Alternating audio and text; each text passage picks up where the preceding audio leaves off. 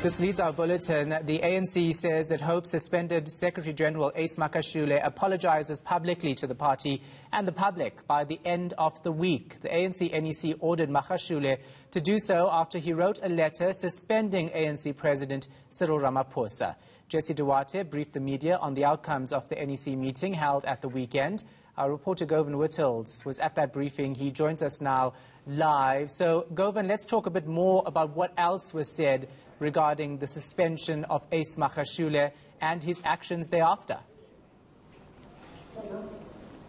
Yeah, what's clear from the presentation we had from the Deputy Secretary-General, Jesse Duarte, is that the decision to take action against the Secretary-General appeared to be widely supported within the ANC, and they do believe that the conditions imposed on him are binding, and they believe that a further violation of those conditions would be merit for taking disciplinary action. But then, importantly, the NEC also agreeing on the seriousness of that purported suspension letter that was sent to the President, saying that they even got inquiries from abroad about the legitimacy of the letter, and thus indicating the potential impact it could have had not only on the ANC but on the country as a whole. So the ANC standing behind its decision. It appears resolute. Let's have a look now at what the Deputy Secretary-General had to say.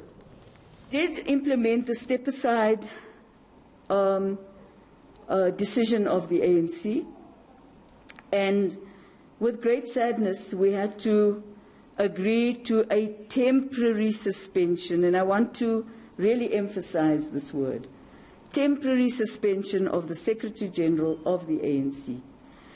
And the suspension will be reviewed from time to time, but it is entirely dependent on the court case that the SG is facing, and it was never only about the Secretary-General.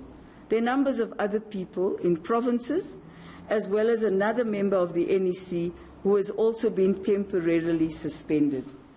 The unfortunate focus on one individual creates the impression that there was a focus on one individual. It wasn't like that. And what about that order to have Ace Magashule apologize publicly? What happens now? Well, they're expecting that apology, and the ANC's NEC seems to think that they'll get the apology from the Secretary-General. They don't appear to think that he'll refuse to apologize and activate further disciplinary measures. But interestingly as well is the appeals process, which Ace Magashule had referred to and claimed reinstates him as a Secretary-General. We know now that's not the case, and the information from the Deputy Secretary-General is that by this afternoon they would have clarified exactly which process the appeal would follow, who would be in charge of that, and whether or not it would not be appropriate to simply refer it to the National Disciplinary Committee appeals body, which is already in existence. But based on what she said, it's clear that they haven't started to consider that appeal by Ace Magashule, and that even the consideration of that appeal may not necessarily mean he returns to his position as Secretary-General. So for now, they expect that apology, and they think they'll get it by the end of the week. Let's have a look once again.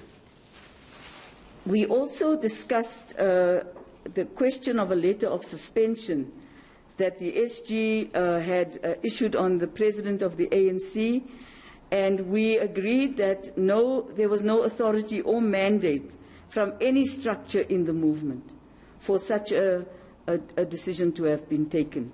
The NEC agreed that such conduct was completely unacceptable and a violation of the rules, norms and values of the ANC.